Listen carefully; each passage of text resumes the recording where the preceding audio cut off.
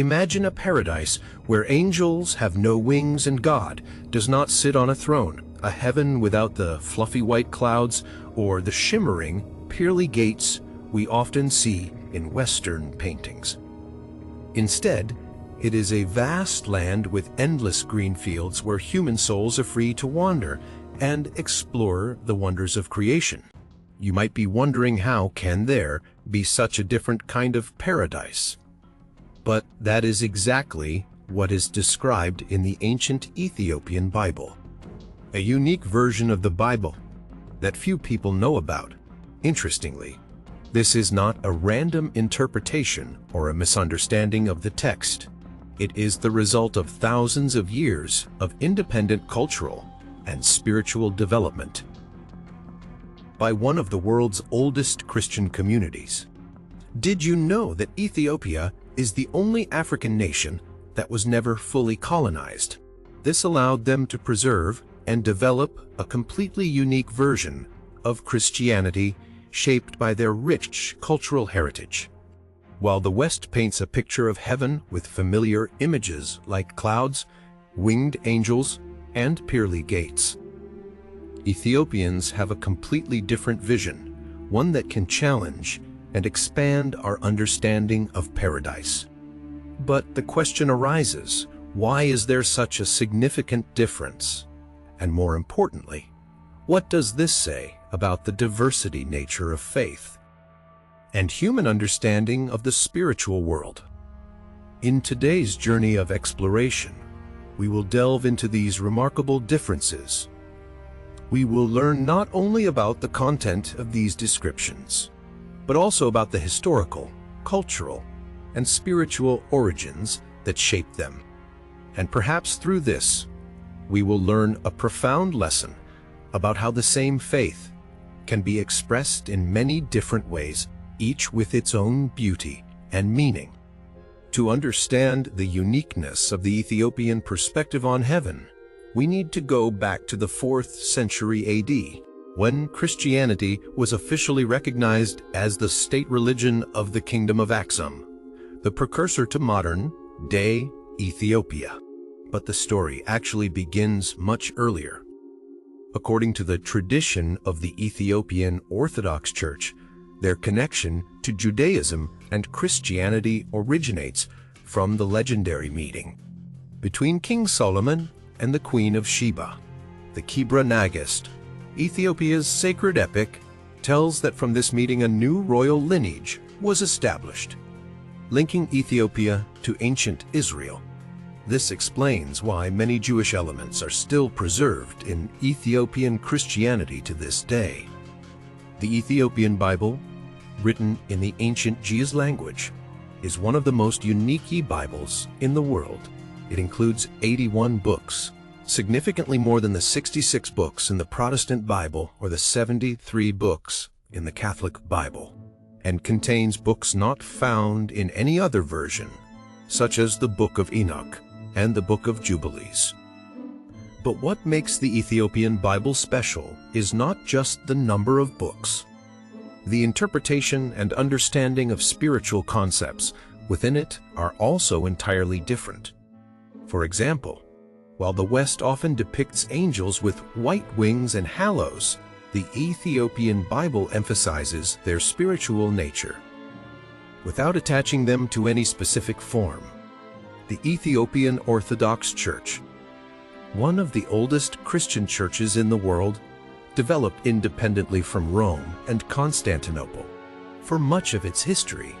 This allowed them to maintain unique traditions and develop a distinct theological system. They still observe many ancient rituals, including adherence to Jewish dietary laws and the practice of circumcision.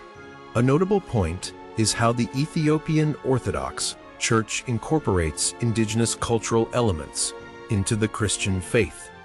Instead of imposing a Western model, they created a unique synthesis between Christianity and Ethiopian cultural heritage. This is vividly reflected in religious art, church architecture, and especially in their vision of heaven. You might wonder, how could such a unique version of Christianity survive and thrive? The answer lies in Ethiopia's unique geographical position, surrounded by high mountains and harsh deserts. Ethiopia has maintained its cultural and religious independence for centuries, even as the rest of Africa gradually came under external influences. This independence, along with the preservation of ancient texts and oral history traditions, has allowed Ethiopia to develop and maintain a unique understanding of heaven, one that deeply reflects both their cultural heritage and spiritual identity. When placing the Ethiopian Bible alongside Western versions, the differences in the concept of heaven become clear and thought-provoking. Let's explore three of the most striking differences, which may surprise and provoke reflection in many. First, while the West often describes heaven as a kingdom in the clouds, with pearly gates and streets of gold, the Ethiopian Bible paints a picture of a vast land more connected to nature. In Jia's texts, heaven is described as an open space where the boundaries between the spiritual and natural worlds become blurred. But why is there this difference? Second, the role of angels in Ethiopian heaven is entirely different. Instead of winged creatures in white robes as in Western art, angels in Ethiopian belief are described as pure spiritual presences not limited by physical form. They are seen more as spiritual energies than beings with specific shapes. This raises questions about how we envision spiritual entities. Third, and perhaps most surprisingly, is how the Ethiopian Bible describes the relationship between humans and the divine in heaven. While the West often emphasizes the image of God on a throne with a clear separation between creator and creation, the Ethiopian perspective shows a much closer and more direct relationship. These differences raise an important question. Are we seeing two completely different versions of the same heaven? Or are these two different understandings of the same spiritual truth? The answer is likely more complex than we think. Scholars have proposed various theories to explain these differences. Some suggest it is the result of a blend between Christianity and ancient indigenous Ethiopian beliefs. Others argue that it is the result of Ethiopia maintaining original understandings of Christianity, unaffected by the Latinization process as in the West. But perhaps the most important thing to consider is the role of culture in shaping our spiritual understandings. How can the same faith be interpreted so differently in different cultures? And what does this say about the true nature of heaven? As we continue to delve into this topic, these questions will guide our exploration. Because perhaps in understanding these differences, we not only learn about the Ethiopian Bible, but also about the very nature of faith and how humans understand the spiritual world. The first striking concept is the seven heavens, a complex and meaningful cosmic structure. Unlike the simple notion of a single heaven, ancient Ethiopians believed in seven different realms of heaven, each with its own meaning and purpose. The first heaven, called Sakai, is described as a transitional space where souls newly departed from the earthly realm begin their spiritual journey. In Jia's texts, this realm is depicted with lush gardens and clear rivers reminiscent of the earthly beauty of Ethiopia. Interestingly, according to scholars, this may reflect the Ethiopian highlands' geography into the spiritual world. The second heaven, Kayama, is where the purification of the soul takes place. Unlike the concept of purgatory in Catholicism, this is not a place of pain and punishment, but a space for self-awareness and spiritual transformation. Ancient texts describe this place with gentle light and fresh air, where souls are guided by spiritual presences. not winged angels as in Western belief.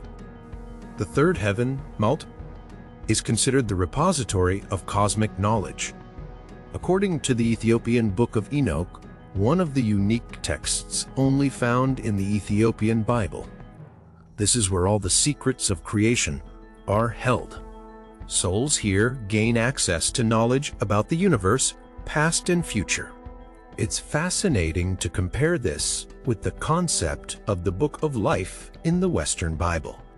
While the West focuses on recording human actions, the Ethiopian version emphasizes sharing cosmic knowledge.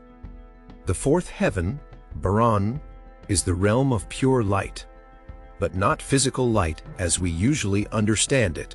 It is the light of spiritual understanding. Jia's texts describe this place as having no darkness, not in the literal sense, but as having no ambiguity or confusion in perception. This reflects Ethiopia's unique view of the relationship between light and spiritual knowledge. As we reach the conclusion of this exploration, it is important to synthesize and understand the deep significance of the differences in the concept of heaven. Between the Ethiopian Bible and the West, these differences are not just interesting theological points, but offer valuable lessons on how we understand and experience faith in the modern world.